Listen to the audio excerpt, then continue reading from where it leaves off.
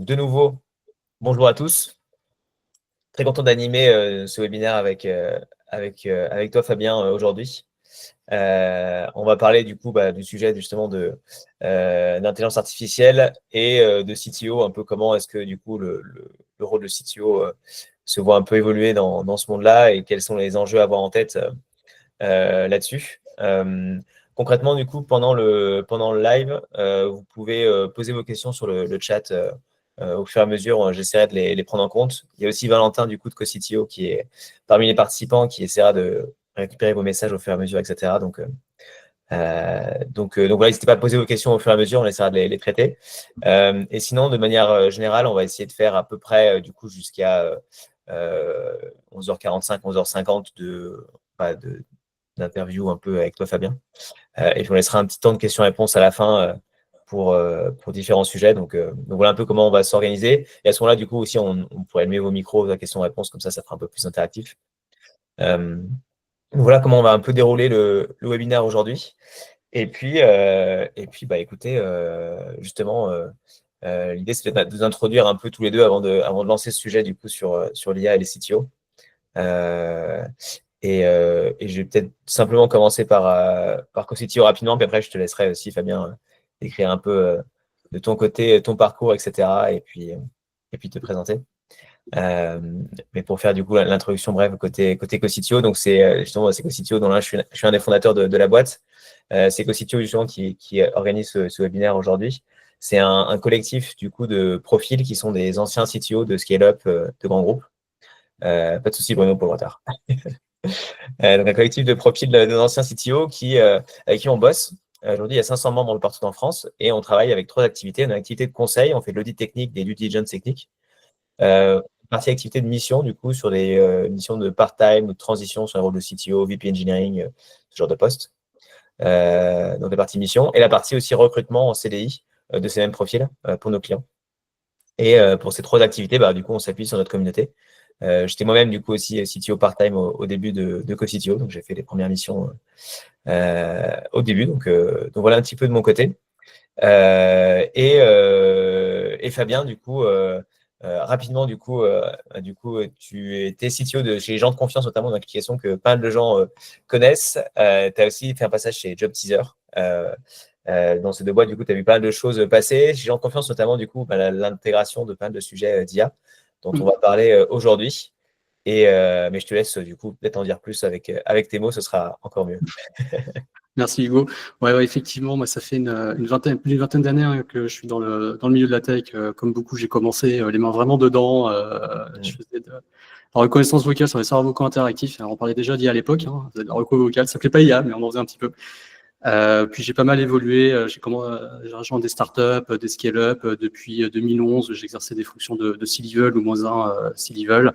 Et effectivement, ces dernières années, j'ai passé 4 ans chez JobTeaser.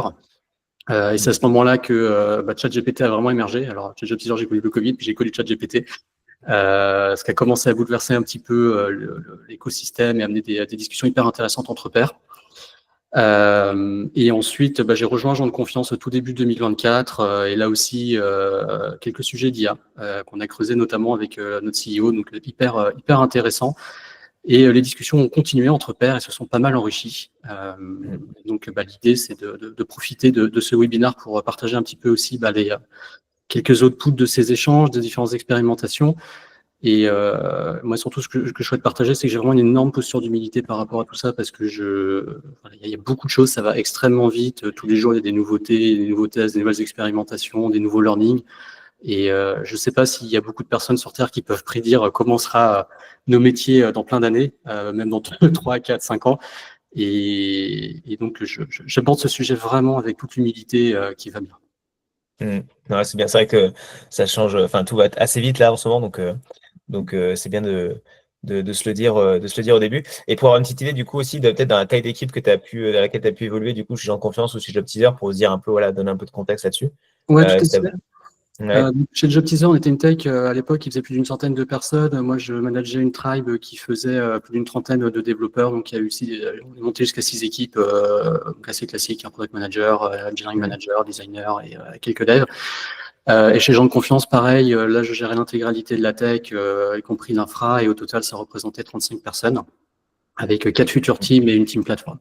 Donc, j'avais également les problématiques data, les problématiques d'infra qui vont bien, et les 2 solutions étaient hostées sur de la WS, et donc avec des DevOps qui géraient tout ça. Ok, non, très clair. Très clair. Bah, du coup, rentrons dans le vif du sujet. Allez. Sur cette partie, du coup, IA, l'intégration d'IA dans les boîtes.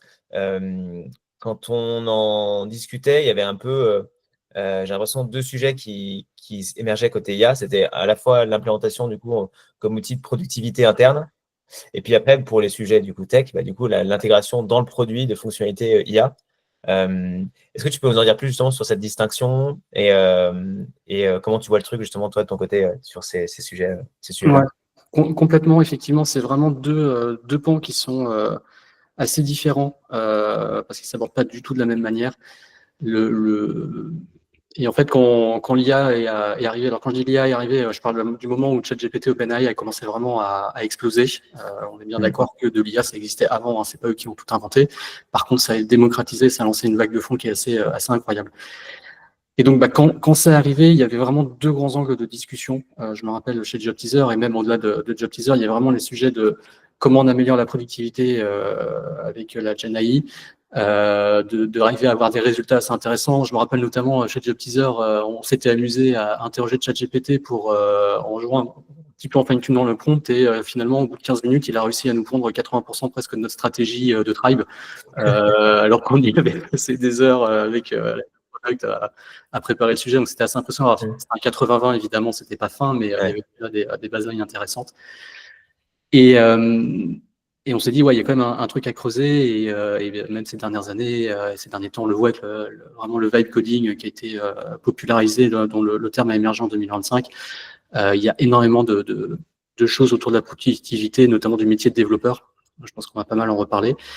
Et de l'autre côté, on a envie, on voit qu'il y a des investissements, on voit que les fonds parlent beaucoup d'IA, sont très focus là-dessus, c'est là où l'argent coule. Et comment une boîte tech peut intégrer ça dans son produit, comment on peut aller plus vite que la concurrence, qu'est-ce qu'on peut faire de malin avec de l'IA, quels sont les usages révolutionnaires qu'on va faire. Et en fait, ça ne s'aborde pas du tout de la même manière, et les enjeux sont très très différents. D'un côté, on a vraiment un enjeu d'améliorer, de linéer, nos activités, donc que ce soit les métiers tech ou d'autres départements. Et de l'autre côté, on a vraiment un enjeu de créer de la valeur produit pour des utilisateurs. D'innovation presque. Exactement. Et c'est pas les mêmes personnes qui sont là à une discussion, ce sont pas les mêmes enjeux, parce qu'il y a d'un côté, c'est vraiment du business de boîte, comment on amène de la valeur.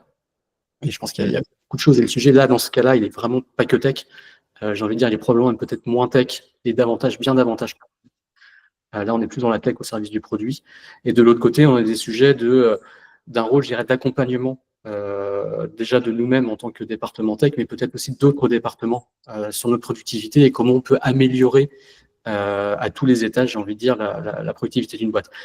En soi, la démarche, elle n'est pas révolutionnaire. Hein, on peut appeler ça du lean, on peut appeler, de l'amélioration continue, tout simplement. Mais on a des outils incroyables qui commencent à émerger. Il y a des choses qui sont en train de se structurer. Il y a à boire et à manger, évidemment. Hein, les promesses sont toujours grandes. Et puis, derrière, il faut un peu débroussailler le terrain. Donc, on est vraiment dans 2 contextes qui sont radicalement différents, avec des interlocuteurs qui sont quand même différents. Ouais, c'est ça. Et du coup, si on part sur le contexte, alors plutôt dans un premier temps, on va dire de process d'optimisation. Toi, tu disais il y avait pas mal de choses, pas mal d'outils qui sont maintenant à disposition. Qu'est-ce que tu avais mis en place justement avec tes équipes, par exemple chez Gens de Confiance?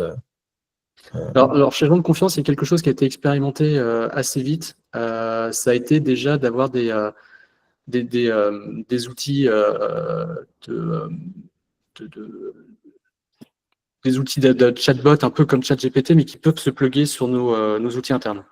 Typiquement sur notre Notion, sur pourquoi pas de la Codebase, pourquoi pas d'autres outils qui peuvent s'intégrer. Donc, il y a vraiment des outils ouverts à l'intégration et sur lesquels on peut configurer via des prompts et via quelques paramètres des agents pour aider au quotidien les équipes. Donc ça a été une des premières expérimentations. Je pense que c'est peut-être ce que beaucoup ont connu en premier niveau d'adoption de la Gen AI.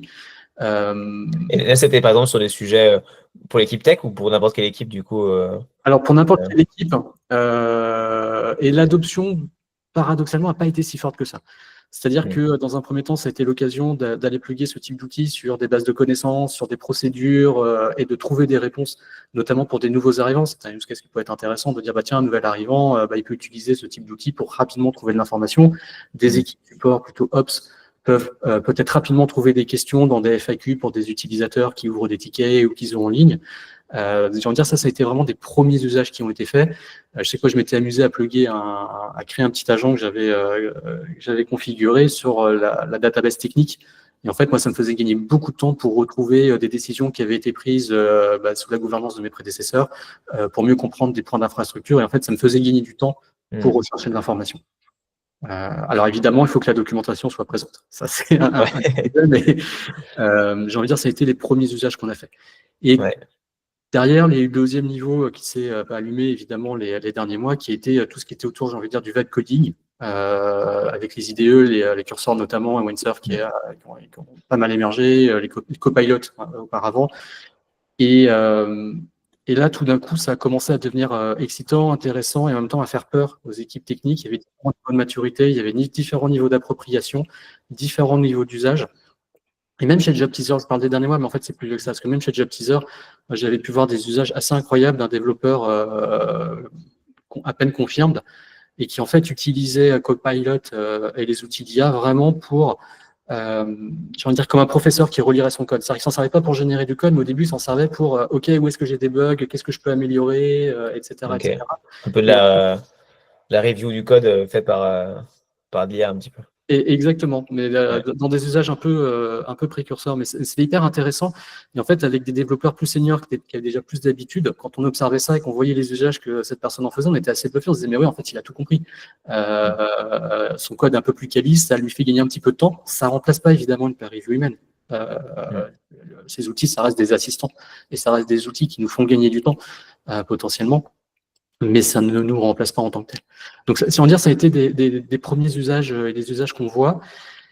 Et en fait, les problématiques qu'il y a derrière ça et que moi j'ai pu observer, c'est qu'il y avait différents, comme souvent, en fait, il y a toujours cette courbe d'adoption. Vous savez, il y a les 25% d'early adopteurs, après il y a le 50% de ventre mou avec les 25% un peu plus facile à convaincre, et puis après, c'est les réfractaires pour diverses raisons.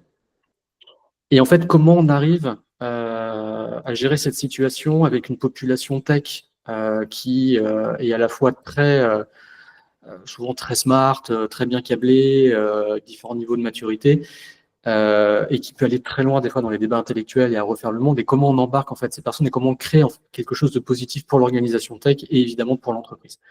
Et je dirais que ça a été là en tant que CTO, il y a un vrai enjeu pour moi, un vrai premier enjeu qui est hyper important, c'est comment on accompagne cette transformation, cette transition, comment on accompagne ces équipes dans cette transformation et comment on les aide dans le changement qui est en train d'arriver du métier de développeur en fait.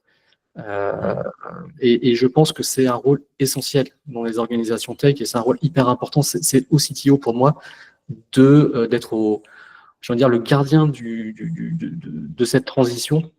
Alors gardien, c'est un peu péjoratif comme terme, mais vous voyez l'idée. Et de le faire aussi bien avec des composants RH, de le faire avec des composantes techniques, d'encourager ce changement, parce que le changement, il est là.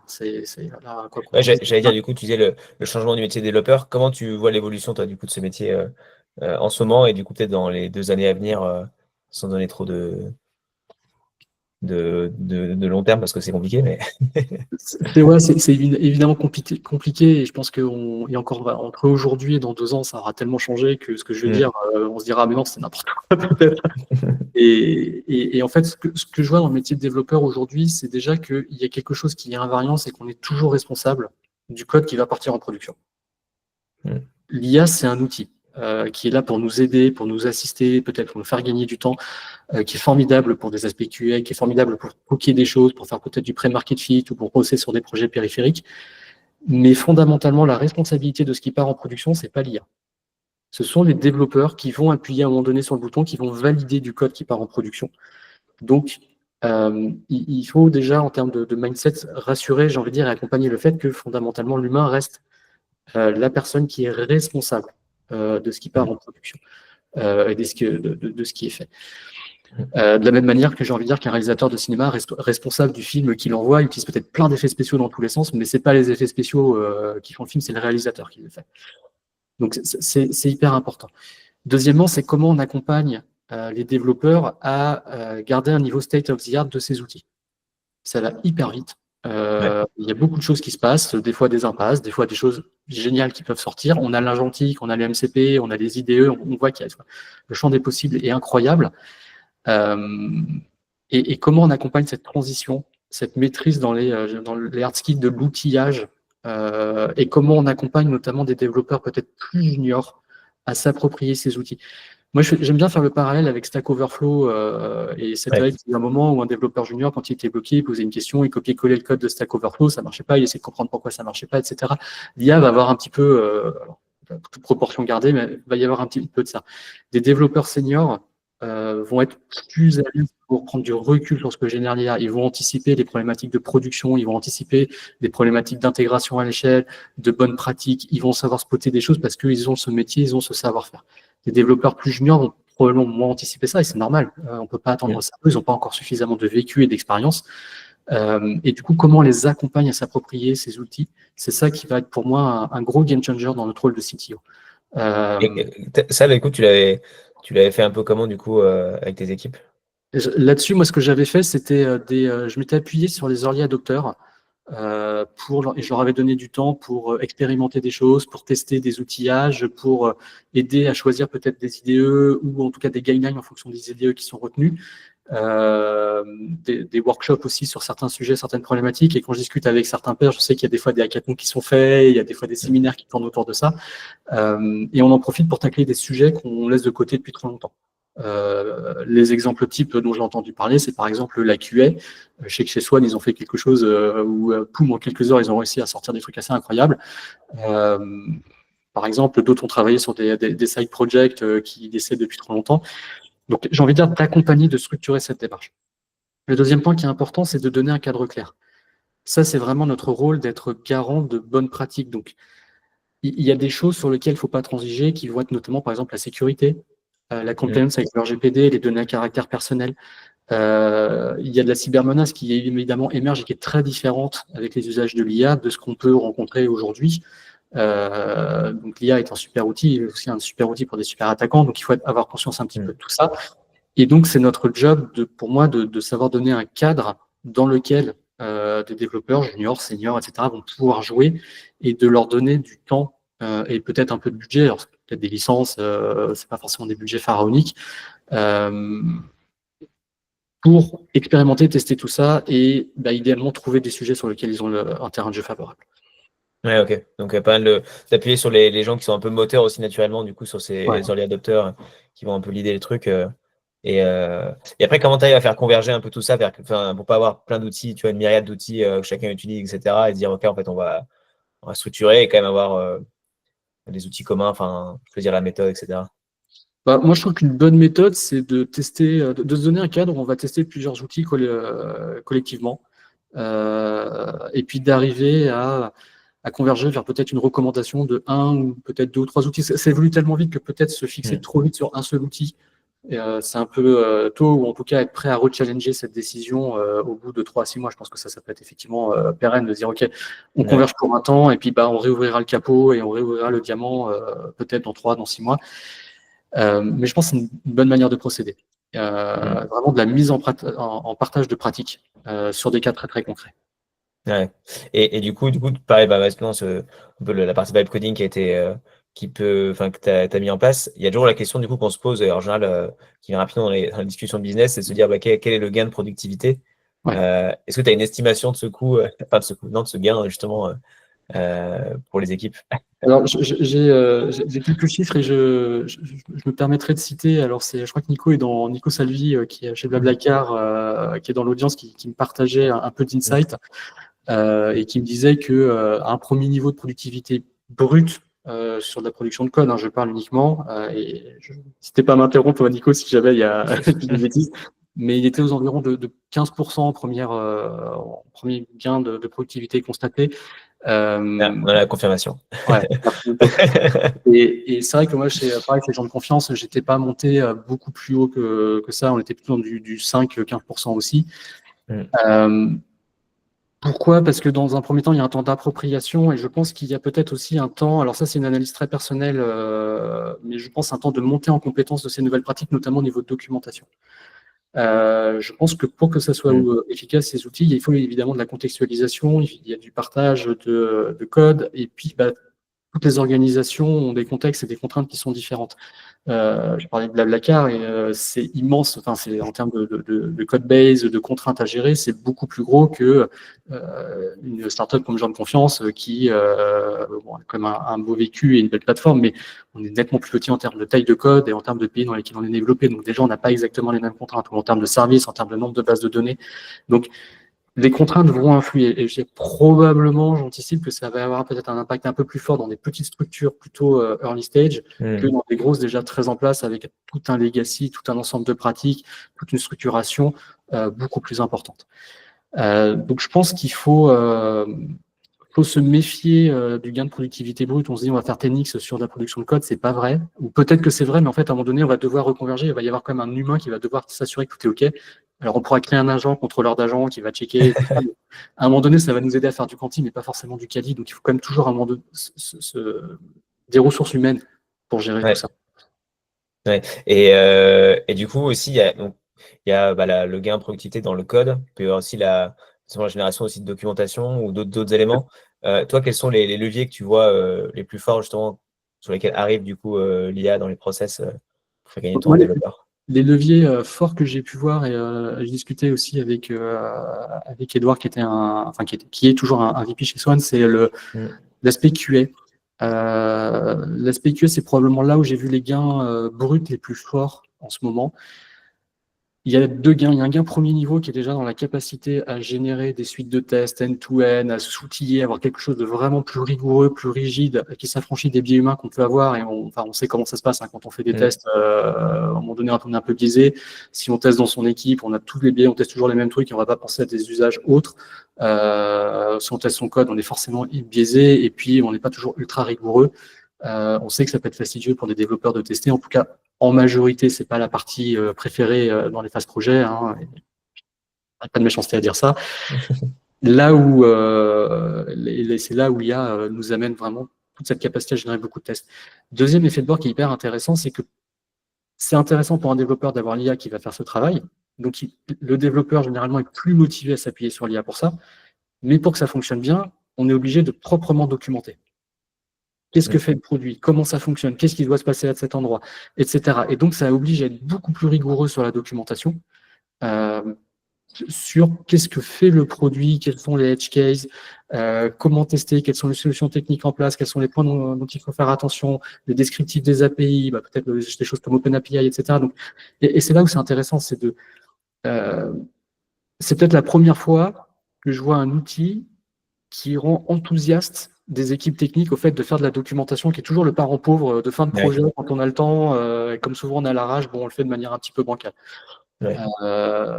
Et en fait, là où je vois un gars, c'est que tous les outils de productivité interne, enfin, tout ce qu'on peut essayer de mettre en place avec de l'IA, ça oblige à documenter des pratiques de manière beaucoup plus rigoureuse. C'est un peu comme quand on accueille un stagiaire ou quand on essaye de faire de l'offshore. En fait, si c'est pas bien documenté, si c'est pas bien décrit, bah, ça marche pas. Et c'est Mm. pareil avec l'IA. Le truc va nous pondre des résultats complètement à côté de la plaque, va aller beaucoup plus loin que ce qu'on attend de lui parce qu'on n'a pas su bien documenter, bien expliciter ce qu'on voulait et dans quel contexte ça s'inscrivait. Ouais, et ça permet du coup de revenir, enfin d'être au contraire de se structurer sur les parties qui étaient un peu comme tu sais le parent pauvre, le développement, la documentation, etc. Les sujets comme ça, c'est aussi l'occasion de structurer quoi. Donc il y a ce point de vue-là qui est assez intéressant. Et tu disais, tu parlais du temps des développeurs juniors, là, pareil avec Stack Overflow, du coup, quelqu'un qui va copier-coller du code qui ne comprend pas, etc., et le mettre en prod, enfin, bref. Et avoir le même problème avec l'IA, du coup, quelqu'un qui a un développeur peut-être junior, justement, qui va mettre en place, enfin, va coder quelque chose sans trop forcément comprendre ce qu'il a construit. Et, et du coup, la question, c'est qui se pose, je trouve que c'est une question qui s'entend quand même pas mal dans le monde tech en ce moment, c'est de dire, OK, bah, comment est-ce que des développeurs juniors maintenant vont, bah, justement, comment est-ce que ils vont évoluer ou apprendre dans ce monde-là avec beaucoup d'IA? Question un peu ouverte, mais est-ce que tu sens, tu as un peu des clés pour dire, OK, il y a un développeur junior qui arrive, comment être sûr que du coup, il apprenne vraiment les choses et pas qu'il passe à côté de la vision technique, l'architecture, etc. Je pense que la réponse est toujours un peu la même et finalement, on ne va pas tant changer que ça. C'est l'accompagnement par des personnes plus expérimentées et plus seniors.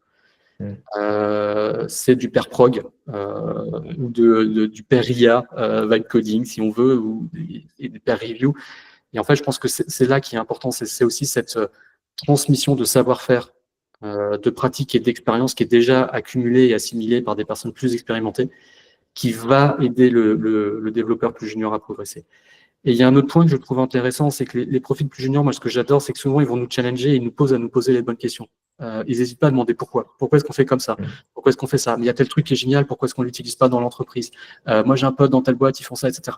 Et en fait, je pense que c'est hyper important, nous en tant que CTO, mais également dans nos techs, de rester ultra ouvert à ça et d'accueillir ces questions, d'accueillir cette énergie, cette envie de changement, cette envie de secouer le cocotier, comme j'ai envie de dire, avec beaucoup de bienveillance et de savoir en extraire la bonne moelle, en fait, la bonne énergie pour arriver à créer les bons espaces de discussion. Donc, je trouve que c'est intéressant sur les sujets IA de toujours inclure des personnes peut-être plus juniors dans les échanges, dans les discussions, pour là aussi ne pas se biaiser sur nos usages.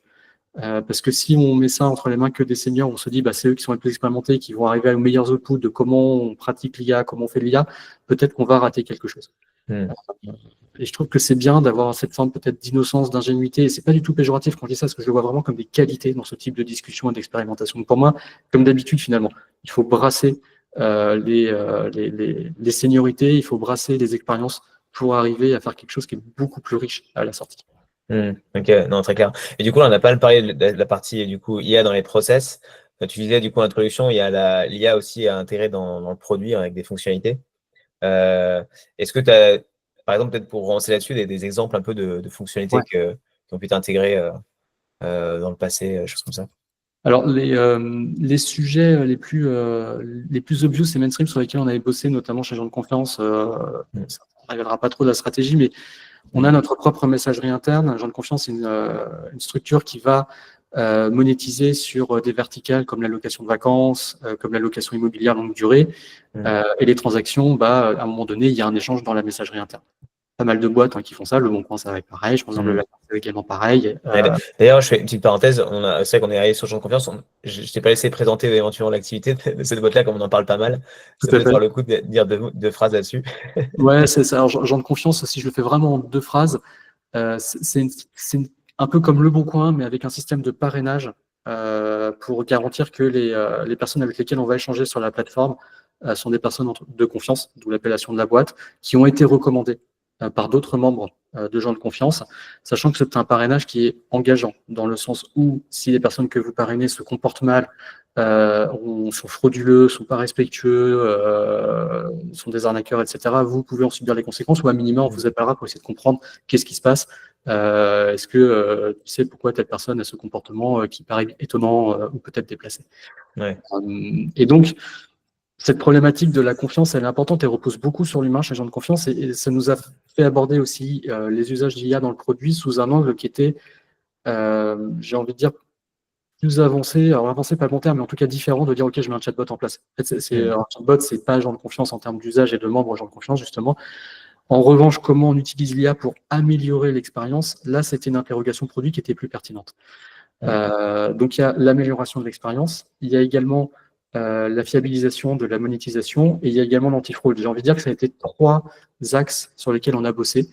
Et la façon des exemples d'usage de réflexion plus ou moins avancés, de projets qui ont été plus ou moins aboutis, délivrés ou pas délivrés, je ne vais pas forcément non plus trop trahir que font mes experts camarades, mais ça va être par exemple la détection d'une tentative de bypass dans une logique transactionnelle.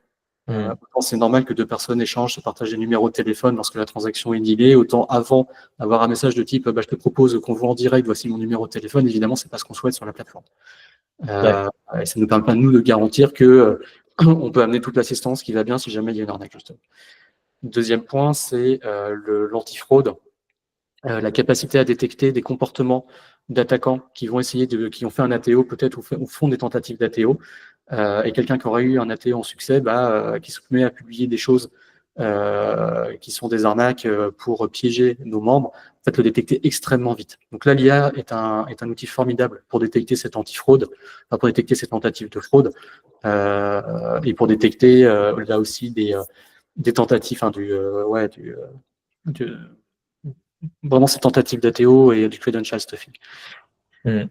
Et le troisième point, c'est la valeur dans le produit. Donc, on peut tout à fait utiliser l'IA pour améliorer le qualitatif des annonces. Typiquement, on a des gens qui se plaignent, je comprends pas, j'ai pas de demande sur mon annonce de location de vacances, etc. Bah, peut-être que la qualité des photos peut être améliorée, peut-être que le descriptif de l'annonce peut être amélioré, peut-être que tu as mal catégorisé, mal rempli certains champs qui sont importants pour les utilisateurs. Par exemple, est-ce que le fait de dire que tu es pet friendly pour une location de vacances, etc., etc. Et en fait, l'IA peut se révéler un formidable outil pour accompagner à la publication de l'annonce l'utilisateur, même le moins digital natif, pour lui dire j'ai remarqué que dans le descriptif tu mets que tu es pet friendly, est-ce que tu as bien pensé à compléter le champ ou carrément le faire pour lui, ou détecter que les photos sont pas très qualitatives et peut-être lui suggérer de prendre tel ou tel type de photo. Donc ça, ce sont des usages très très très concrets, très orientés produit, parce que ce qui est important, c'est pas tant la techno de l'IA elle-même, on peut faire vraiment beaucoup de choses, c'est comment on accompagne ça dans l'usage produit, comment on rend ça, j'ai envie de dire, fluide pour nos utilisateurs. Parce que dans ce que j'ai décrit, ça peut être extrêmement mal exécuté et implémenté, et ça peut arriver à un résultat qui va dégoûter nos utilisateurs de l'utiliser la plateforme. Alors que si on le fait proprement, qu'on accompagne bien le parcours, typiquement je parle de détection de bypass, plutôt que d'avoir j'ai envie de dire, le numéro de téléphone qui disparaît peut-être de la conversation, on peut peut-être afficher un message qui va dire on a l'impression que vous voulez sortir de la plateforme pour dealer. Voici toutes les vertus à rester dans notre plateforme. On sait que c'est payant, mais c'est pour votre bénéfice et expliquer toute la démarche de pourquoi on monétise ce type de transaction.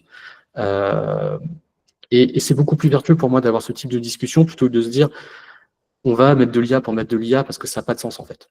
Ouais, c'est ce que justement j'allais te demander du coup un peu sur un projet donc IA, comment est-ce que tu le cadres? Est-ce que tu as une façon différente un peu sur une fonctionnalité IA d'un produit de cadrer par rapport à une fonctionnalité classique? Est-ce que c'est pareil? Comment tu vois le sujet? La réponse de Normand, c'est pareil et très différent. Ouais. Ce qui est pareil, c'est les personnes que tu vas mettre autour du projet. Il te faut toujours du design, il te faut toujours du project management, il te faut toujours de l'excess sponsorship. Alors après, ça dépend de la taille de ta boîte, mais il faut quand même un alignement avec la stratégie de la boîte, si tu fais des OKR, etc. Donc, il faut que le projet ait quand même un sens. Et il s'aborde sous tous les angles. Et après, il est différent dans le sens où le champ des possibles il est beaucoup plus important. Et moi, ce que j'aime bien, c'est créer des moments où on se réunit autour de la table, peut-être davantage opérationnel, pour expérimenter. L'IA te permet d'expérimenter extrêmement vite sur ton produit. Et là, je pense qu'il faut, comme toujours, soit on est sur quelque chose de pré-market fit, ou on est sur quelque chose de périphérique, et auquel cas, c'est fine d'aller très très vite, d'expérimenter, d'enchaîner, d'avoir peut-être 3, 4, 5 versions différentes produites par l'IA qui tournent en parallèle et faire de l'A/B testing, du blue green, whatever, mais de vraiment tester tout ça en même temps. Soit on est sur quelque chose de vraiment core product qui a peut-être un petit peu plus d'existence, j'ai envie de dire. Et là, il faut vraiment pas faire n'importe quoi. Et du coup, c'est là où c'est plus difficile. Et c'est là où on se rend compte qu'on a peut-être plus de frilosité dans les techs à aller loin là-dessus. On sent qu'on a envie d'y aller, on sent qu'on a envie de pousser fort. Et typiquement, est-ce que tu es prêt à demander à l'IA de valide coder toute ton interface de paiement ou toute ton interface de messagerie agent de confiance, par exemple? Je ne suis pas encore sûr. Est-ce que tu as envie qu'il t'assiste et qu'il t'aide à aller plus vite? Oui, évidemment. Est-ce que tu as envie de faire du low-code et du valide coding et faire juste du langage naturel en termes de langage de programmation sur ce type de fonctionnalité centrale? Je ne suis pas encore sûr. Et puis à côté, j'ai des équipes marketing qui vont aller me voir et me dire mais Fabien, je ne comprends pas, nous en 2 heures, notre agence, elle nous pond quelque chose avec du low-code et de l'IA, et toi, tes équipes, elles me disent qu'il faut 2 semaines. Ouais, exactement. Alors, c'est exactement un point dont on peut parler maintenant d'ailleurs. C'est comment est-ce que tu évites. Alors, moi, je l'avais la question en mode plutôt l'illusion du CEO qui arrive et qui dit en fait, moi j'ai des potes qui m'ont dit que ça se faisait en 1 semaine. Bon, ça revient un peu au même que ton service marketing. Comment tu gères justement cette relation-là avec les autres C-level aussi de la boîte qui peut être un peu dans ces cas-là conflictuel?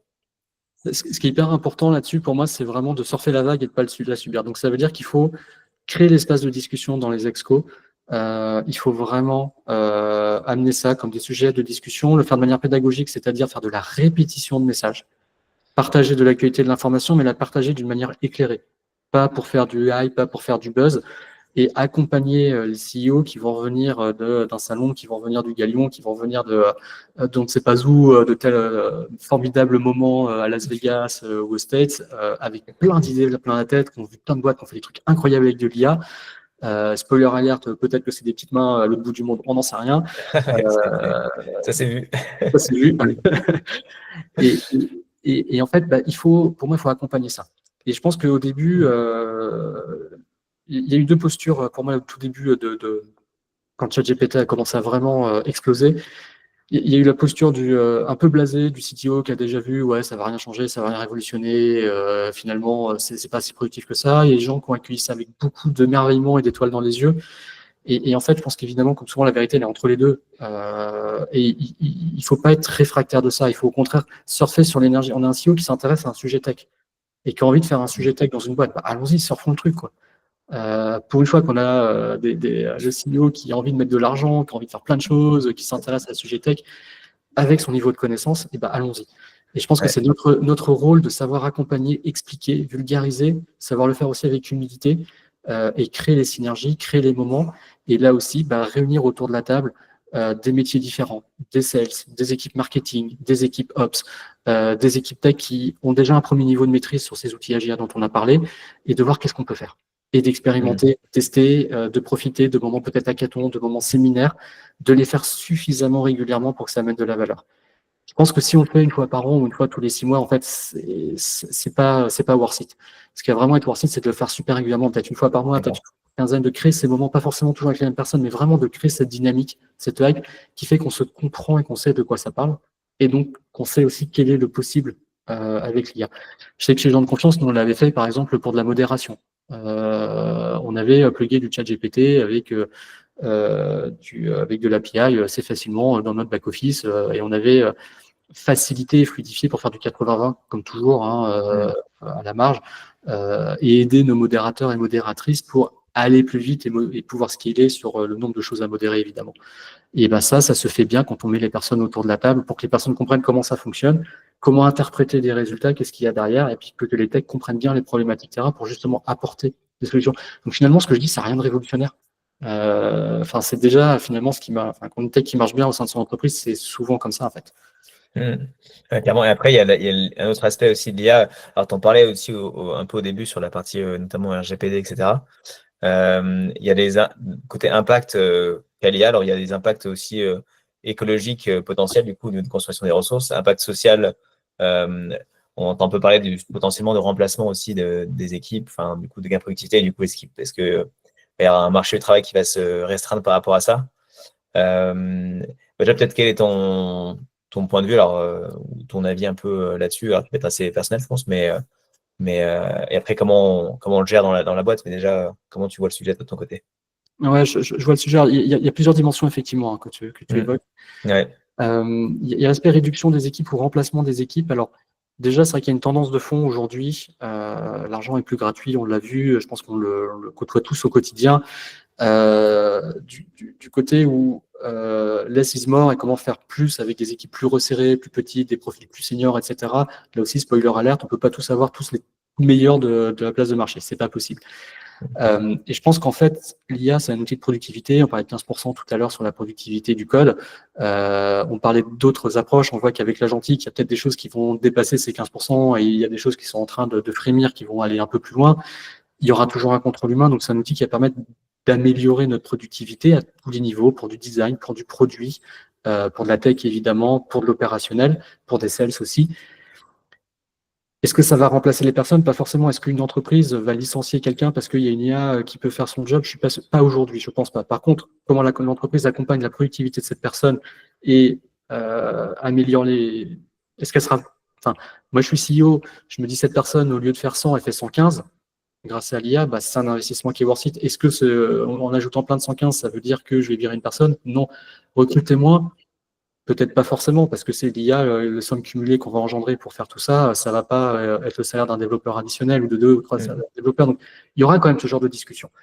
Et ça va être nous, en tant que CTO, d'être garant, d'expliquer pourquoi on a toujours besoin d'humains. Donc, c'est important d'avoir cette pédagogie des usages de l'IA, des outils, de ne pas fermer la porte et de ne pas être blasé dans l'attitude et au contraire d'être vraiment embrasser le changement et la curiosité.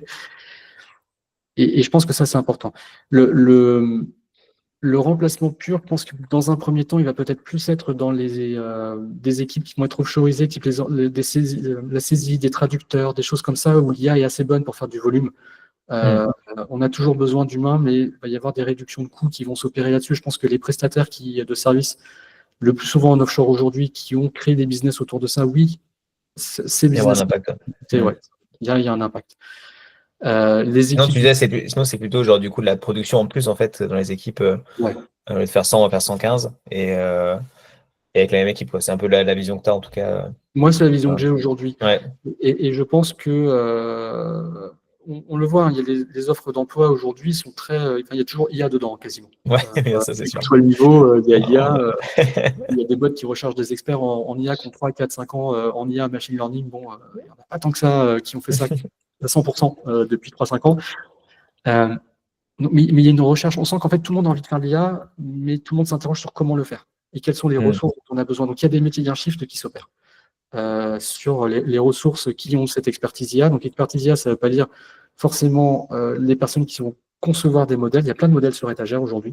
Donc, c'est plutôt les personnes qui ont cette connaissance des modèles sur étagère, qui ont cette connaissance de comment structurer les flows. Dans le chat, je voyais le fait de faire du déploiement continu sans IA. Oui, effectivement, il y a des solutions qui permettent de le faire. Après, c'est un choix, effectivement. Comment on contrôle ça? Comment on contrôle le code qui est produit par de l'IA et par des agents? Je citais une personne qui a refait son service client lors d'un séminaire en 2 jours. Et du coup, je pose la question, OK, mais comment on contrôle la qualité du code qui est généré? C'est des vraies questions. Et comment on l'intègre dans un legacy ou dans une plateforme beaucoup plus grande? Donc, on a besoin de ces expertises-là. En fait, c'est pas tant que ça va remplacer, c'est plutôt que ça fait shifter le métier. Je le vois plutôt comme ça. Et puis peut-être qu'effectivement, dans 2 ans, peut-être même avant, peut-être un peu plus tard, ça sera des agents d'agents. En fait, on aura des agents surspécialisés qui sont capables de maîtriser plein de technos, les agents Python, les agents Next, les agents React, les agents React Native, tout ce que tu veux, et puis des agents qui contrôlent des agents. Et puis les agents qui contrôlent la qualité de tout ça. Et puis les agents coordinateurs des agents coordinateurs. Et il y aura ça qui va émerger, c'est évident. Et puis il faudra des humains qui comprennent quand même tout ça et qui sont capables de fine-tuner pour s'assurer que ça ne fait pas n'importe quoi. Et il faudra des humains qui vont faire l'interface entre le business, le legacy de la boîte, la plateforme et ce que peut faire une IA. Ouais. Non, hyper intéressant. Et du coup, après, sur l'impact écologique, par exemple, est-ce qu'il y avait tu avais des moyens de calculer, toi, à un moment donné c'est d'avoir des retours comme ça là-dessus aussi Alors, je sais que nous, on est gens de confiance, c'est certifié B Corp, et puis on a l'approche RSE, donc du calcul de consommation CO2 qu'on faisait. Donc là, on hostait on utilisait AWS, Bedrock pour tout ça. Donc via les mesures et les calculs qu'on utilisait, on était capable de mesurer l'impact écologique. Pour le moment, c'était marginal parce qu'on n'avait pas des gros projets qui étaient lancés en 2024. En 2025, je serais curieux de savoir ce que ça va sortir, mais c'est une vraie interrogation, c'est une vraie problématique. Je sais qu'on a des développeurs qui sont souvent plus sensibles à la fibre écologique. C'est une population qui est plus progressiste. Je ne rentre pas dans la politique, mais c'est quelque chose que j'ai quand même davantage vu. Et je sais qu'il y a des personnes qui sont réfractaires à l'IA par fibre écologique. Et je pense que là aussi, la bonne approche, c'est de mesurer, comme souvent. Commençons par mesurer quel est l'impact en termes effectivement, de consommation CO2. De ne pas forcément essayer de réinventer la roue. Il y a déjà des modèles qui sont en place, il y a déjà des apprentissages qui ont été faits. Comment on exploite ces solutions sur étagère là où c'est pertinent. Comment on a aussi de bons niveaux de connaissance et de compréhension de l'IA pour éviter de dégainer IA à chaque problématique. Ce qui est intéressant dans les discussions que moi j'ai pu avoir chez Gens de Confiance, c'est que 9 discussions sur 10 que j'ai eues, on s'est dit, tiens, si on faisait de l'IA, ça serait génial. On s'est dit, ouais, mais en fait, je te fais un script en 5 minutes qui fait du repérage de mots-clés ou qui fait telle chose, et hop, c'est réglé. Et j'ai pas besoin d'utiliser un LLM et de te déployer un LLM pour ça. Et en fait, je pense que le rôle de CTO là-dedans, il est vraiment important. Et c'est justement en ayant donné ce cadre, en ayant aidé les personnes à prendre du recul, et quand je dis les personnes, c'est pas que les développeurs, c'est vraiment aussi le COMEX, qu'on arrive à avoir ces discussions saines et qu'on arrive du coup à maîtriser l'impact écologique de l'IA. Et je pense que l'impact écologique va alors se réduire et augmenter, évidemment, les usages vont augmenter. Ouais. Exploser. Par contre, ça va être de moins en moins consommateur. C'est un peu comme les moteurs thermiques des voitures. Entre la voiture qui est produite aujourd'hui et la voiture qui était produite dans les années 80, ça n'a rien à voir en termes de pollution. Évidemment, ça sera pareil avec ce type de solution. Il ne fera peut-être pas autant d'années pour améliorer le rendement, mais et puis ça pose des questions de la production énergétique. À une époque, une phrase qui était populaire, c'était de dire si toutes les requêtes Google étaient envoyées à de l'IA, on n'est pas capable de produire assez d'électricité sur Terre pour y répondre. Donc, oui, c'est des questionnements à se poser. Et je pense que c'est là aussi notre rôle. Enfin, il y a un côté éthique dans ce que comment utiliser intelligemment ces outils. Est-ce que j'en ai vraiment besoin systématiquement? Et comment je sensibilise mes équipes à ça? Ouais, c'est ça. Mais est-ce que j'en ai besoin et la mesure aussi concrète des impacts pour parler aussi de réalité, enfin de se raccrocher à un truc objectif aussi pour pas dire voilà, on consomme, oui, trop, peut-être, je sais pas, bah regardons et puis, puis prenons une décision, quoi. Donc, et il y a un autre aspect dont tu parlais tout à l'heure, du coup, c'est la partie peut-être plus RGPD, du coup, de gestion des données qu'on envoie potentiellement dans les IA externes. Toi, est-ce que tu avais mis des garde-fous par rapport à ça ou tu avais déjà vu des gros risques ou des fuites à un moment donné chez toi ou d'autres d'ailleurs? Alors, j'ai vu chez d'autres, alors il y a eu des cas qui avaient un peu défrayé dans la cyber sur le fait d'avoir des prompts cachés des développeurs de type bah tiens, je vais sortir la code base de manière masquée via un appel API masqué à une entité malveillante. Il y a du poisoning d'IA qui existe aussi. Donc, il y a quand même des risques qui existent. Et d'un point de vue plus général, indépendamment de la cybercriminalité, on ne sait pas forcément quand on envoie son code ou ses requêtes, même si elles sont embed, vectorisées et que du coup, pas forcément directement exploitables, on ne sait pas à quel moment ça va être généré, on ne sait pas quel rétro-engineering peut être appliqué dessus. Si jamais il y a du code source qui leak en soi, moi, le leak de code source, ça ne me fait pas peur. Sauf s'il y a des credentials dedans. Là, ça me fait peur. Ça, c'est des vrais sujets. Et puis, le vrai problématique du code source, j'ai envie de dire, d'ailleurs, quelqu'un qui arrive à faire du rétro-engineering sur mon code legacy, moi, ça me va, parce que je vois des devs qui prennent parfois 6, 9, 1 an à bien appréhender un legacy, même les plus seniors des gens que je recrute, on voit que c'est pas si obvious que ça. En revanche, il y a quelque chose qui va être beaucoup plus risqué, c'est l'utilisation des données personnelles. Je prenais l'exemple tout à l'heure du service support qui utilise de l'IA pour répondre et pour peut-être améliorer la productivité des équipes customer service. Pour faire ça, probablement, il faut ouvrir aussi les tickets ouverts par cette personne. Probablement, il faut ouvrir l'historique de cette personne en interaction, en usage avec sa plateforme, avec son produit, avec ses outils. Ça, c'est la donnée à caractère personnel. Et cette donnée à caractère personnel, on ne sait pas comment elle va être exploitée, on ne sait pas où est-ce qu'elle va finir. Et il faut toujours partir du principe, pour moi, que tout ce qui va être envoyé va liquer. Je pense que déjà, avoir ce mindset-là et distiller ce mindset-là au sein des équipes et vraiment les sensibiliser à ça, c'est vraiment indispensable aujourd'hui pour éviter que les équipes fassent n'importe quoi. On ne peut pas être derrière l'épaule de chaque personne, c'est impossible. Donc, il faut vraiment responsabiliser, sensibiliser. Et comment on accompagne ça? Moi, je me rappelle que j'ai en confiance, j'ai la directrice des opérations qui était venue me voir pour me demander mon avis d'une boîte de prestat qui proposait monts et merveilles sur de l'amélioration d'équipe Ops. Et dans le deck, il y avait marqué on est compliant RGPD parce qu'on est hébergé en France. Ouais, mais ça ne va pas suffire. Et donc, c'est aussi là où on voit l'importance d'avoir sensibilisé son COMEX à ce qu'il y a derrière pour qu'eux-mêmes aient ce type de réflexe, eux-mêmes viennent nous poser la question sur le respect du RGPD et comment vont être exploitées nos données à caractère personnel. Je pense que le vrai risque, il est quand on va ouvrir l'accès aux databases. Que ce soit celle du service client, que ce soit celle de notre produit, de notre plateforme. Et c'est vraiment là, je pense qu'il faut fortement maîtriser le sujet, peut-être utiliser du modèle hosté sur ces sujets-là, plutôt que de l'ouvrir à 4 vents. Je parlais d'utiliser des solutions sur étagère, peut-être que c'est la limite des solutions sur étagère. Peut-être que là, il faut se poser la question de est-ce que je ne vais pas le self-hoster, ce truc-là? Est-ce que je ne vais pas développer mon modèle sur mes datas à partir du moment où je vais jouer avec mes datas utilisateurs? C'est notre possibilité de CTO pour moi, de se poser ces questions. Ok, non, très clair. Très clair là-dessus. Et justement, du coup, un peu avant de passer une petite phase de questions-réponses, si quelques personnes ont justement des questions là-dessus. Quels seraient justement un peu en conclusion de ce qu'on dit, les conseils en gros à donner justement au CTO ou les 2-3 éléments à avoir en tête sur justement les 2-3 prochaines années. Encore une fois, on ne peut pas estimer à trop loin, mais justement, les gros trucs, en gros, les 3 conseils pour un CTO aujourd'hui par rapport à l'IA est bien géré.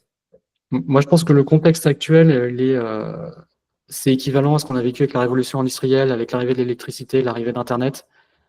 Et comme tout changement va de plus en plus vite, l'adoption va être beaucoup plus rapide que l'adoption d'Internet.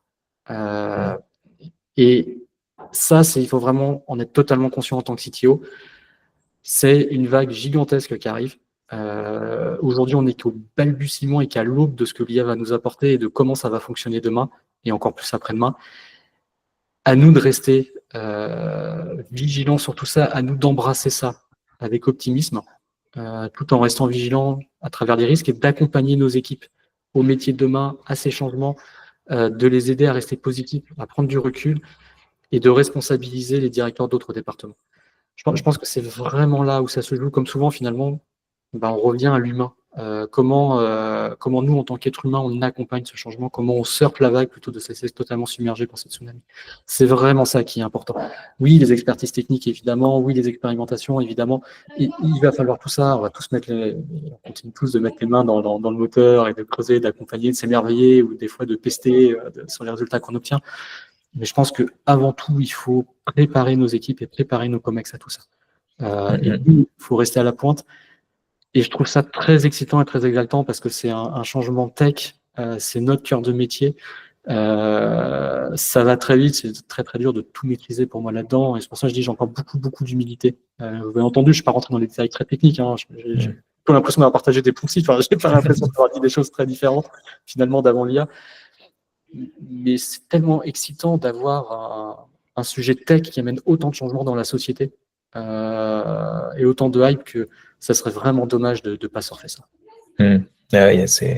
Écoute, non, merci Fabien pour ce dernier feedback et cette conclusion qui est inspirante aussi pour la suite. On peut justement passer là, il y a déjà une question, enfin deux remarques dans une question du coup dans le chat qu'on peut prendre. Si vous avez d'autres questions qui viennent, n'hésitez pas à les poser. Et du coup, on va déjà prendre celle de Renaud. Renaud, d'ailleurs, je crois que tu peux unmute si je ne me trompe pas normalement ton micro. Oui, bonjour. Ouais, vas-y. Donc la question en fait était de savoir que aujourd'hui on subit quand même une pression globale sur il faut mettre de l'IA partout dans les produits parce que sinon c'est pas vendeur, on est en retard, enfin bref, tous les arguments de vente. Donc, on en vient souvent à se demander si réellement les features d'IA que l'on rajoute dans les applications ont vraiment du sens ou si c'est juste pour faire un effet marketing comme on mettrait sur un produit 0%, 0% de sucre et ainsi de suite. Voilà. Donc, ma question en fait de fond, c'est de savoir comment est-ce qu'on peut répondre intelligemment à cette pression. Quelle est votre position sur ce type de problématique? Ouais, c'est très très juste ce constat et je l'ai vécu aussi chez Gens de Confiance. Moi, j'y réponds à 2 niveaux. Le premier, c'est ce que je partageais sur le fait de vraiment être proactif et moteur sur cette vague de changement et sur les questions et la hype qui se crée, et d'être pushy, pas attendre qu'on vienne nous chercher, mais d'aller proposer de l'information, de la vulgarisation, de la pédagogie, des petites choses à partager, que ce soit à la machine à café ou dans des meetings d'entreprise, dans des Hollands de boîte ou dans des COMEX. Et le deuxième point, c'est du partage d'expérience. Souvent, ce que j'ai remarqué, quelque chose qui marche bien auprès de CEO, auprès de COMEX, c'est aussi quand on fait venir dans ce type de meeting, dans des CODIR, une personne extérieure qui a expérimenté, qui a quelque chose à partager. Et je pense que ça peut être hyper intéressant de savoir s'appuyer sur nos pairs, de savoir s'appuyer sur d'autres personnes qui ont expérimenté, qui ont testé des choses qui marchent, qui ne marchent pas. C'est hyper intéressant aussi de s'attarder sur ce qui ne marche pas. On n'en parle jamais assez. Et d'aider en fait nos interlocuteurs à prendre du recul et peut-être à identifier à travers ce côté, il faut mettre de l'IA partout, là où c'est pertinent. En fait, je pense que déjà, il faut sortir la tête du guidon et se donner le temps de sortir la tête du guidon. Peut-être que ça passe par libérer nos agendas aussi pour quel est le moment de la semaine où je vais pouvoir passer du temps, moi, à aller chercher ces use cases ou aller faire de la veille techno dessus ou échanger avec des pairs. Je pense que là, c'est vraiment important de le faire en ce moment pour moi. Ça va tellement vite que si on se donne pas le temps et qu'on reste la tête dans le guidon de tous nos projets, de tous nos problèmes, de tous nos incidents, etc., on sera un peu en retard. Et on va vraiment le subir. Et c'est ce que je ressens à travers ta question, Renaud. C'est le côté où on subit cette pression. Et je pense qu'il faut inverser la tendance. Et c'est facile à dire, hein. Encore une fois, moi, derrière un écran, facile de le dire. Au quotidien, c'est très, très différent. J'en ai bien conscience. Je ne sais pas si ça t'aide, ça répond à ta question, ça te donne des pistes. Si, ça m'aide. J'avais entendu l'ensemble de ton discours avant, donc oui, j'avais déjà des éléments de réponse. Mais c'est vrai qu'on est toujours à se poser la question de savoir, on veut qu'on mette de l'IA, bon, ok, l'IA, c'est pas très compliqué, on peut en coller de partout. Donc, en fait, est-ce qu'on doit mettre de l'IA comme on met un sticker sur un produit, ou est-ce que voilà, ou est-ce qu'il faut plutôt dire non et challenger vraiment les stickers qui sont réellement utiles. Voilà. Moi, je recommanderais vraiment de ne pas dire non, mais d'accompagner, de dire OK, voici ce que je te propose comme démarche. Peut-être que ce que je te propose comme démarche, c'est dans 6 mois, ou peut-être que c'est de rencontrer des personnes, ou peut-être que c'est faisons un hackathon, faisons quelque chose avec des équipes tech. Enfin, mais je pense que le non va amener davantage de frustration et donc davantage de pression.